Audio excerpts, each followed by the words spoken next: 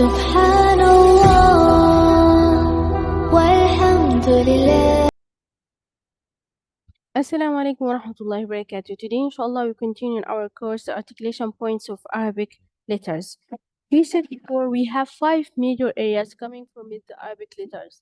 These 5 major areas are the jawf, the oral cavity, and then we have al-halq, the throat, then we have the tongue, al-lisan, then we have the lips, al-shafatain, and the last one, al-khayshum, the nasal cavity. We finished, alhamdulillah, al-jawf and al-halq, and we started in the tongue, al-lisan. In the tongue we said we have in the deepest part of the tongue we have qaf and kaf. Then we move to the middle part of the tongue and we said here we have jim, sheen and ya. Today inshallah we will move to the edges of the tongue. From here we have letter daad will come from it. Why this letter is a little bit special to our language? Because almost this letter you won't see it in another language. You won't hear its sound. In same time, some scholars calling the Arabic language the language of letter daad. Just to see this letter, to check the sound of the letter, or to discover the articulation point of it, we pronounce it with sukun, and we will bring only letter with vowel before it to pronounce it with the right way. So the sound will be like this. Ad, ad, ad. What happened here? We will find that all the edges of the tongue raising to touch the area which is near directly to the molars. And here in the yellow area, you'll find yourself pushing a lot. But in the yellow area, you will find only just touching. The tip of the tongue will touch this area here, the gums. This is the way of this letter. Now, what are the notes which we have to pay attention about it when we want to pronounce letter daad? Sometimes without we feel, or sometimes we do it because we don't do good control in the tongue by mixing the sound daad with da or pronouncing da instead of daad. So we have to pay attention here to separate them in the sound. How we will do that? In da, you will find the tip of the tongue will will try to touch and to go outside and touch the edges of the upper teeth. So we have to pay attention not to do that. Try to make the tip of the tongue touching the roof of the mouth, the gums, not to go outside. The next point we have to pay attention about letter daad. If I have daad with sukun, I shouldn't do qalqala sound. For example, here we have this example here, يغضضن, يغضضن. So we have to pay attention not to say يغضضن. We shouldn't do qalqala sound in daad. The next point we have to pay attention on it. We shouldn't change the sound of daad to be heavy dal. For example, if we have this one ba'da, maybe some kids, especially with the kids, I found them saying ba'da, da. So we have to pay attention not to change the sound of daad to be dal.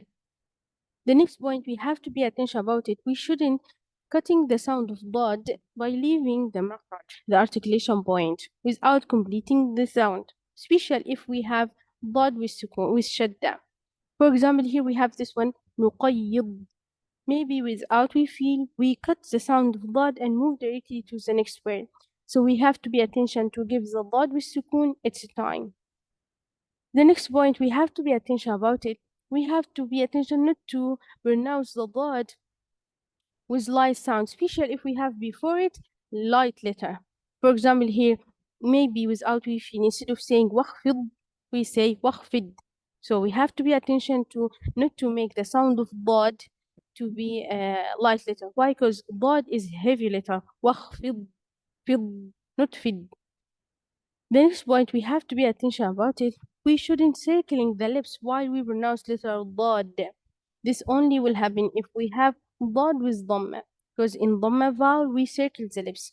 But in daad or dha, all these letters we don't need to circle our lips like bua, bua. We shouldn't do that.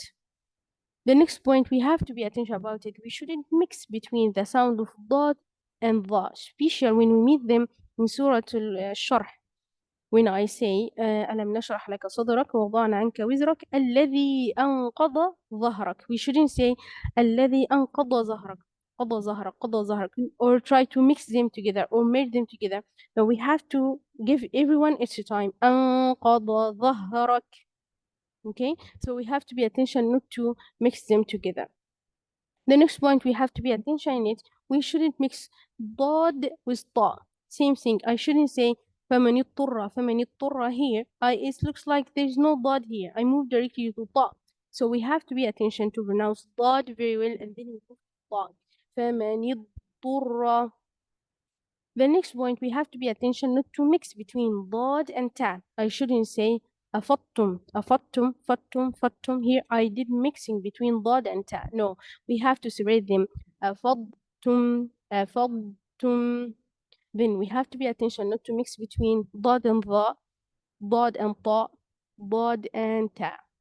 The last one, we have to be attention not to do qalqala sound with ضاد. This point is very important because here we have, as we said before, in يغضبنا, and here we have in قضبا. We shouldn't say قضبا.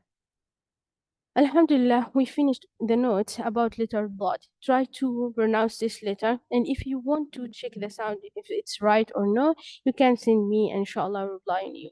See you inshallah next time. Assalamu alaikum.